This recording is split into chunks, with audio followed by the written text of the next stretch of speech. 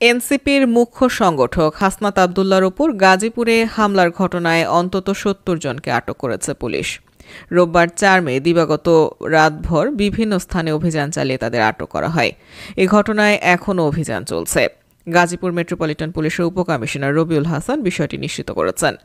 রোববার ৫ মে সালনার কৃষি বিশ্ববিদ্যালয় এলাকায় একটি অনুষ্ঠান শেষে ঢাকায় ফিরছিলেন এনসিপির দক্ষিণাঞ্চলের মুখ্য সংগঠক হাসনাত আবদুল্লাহ।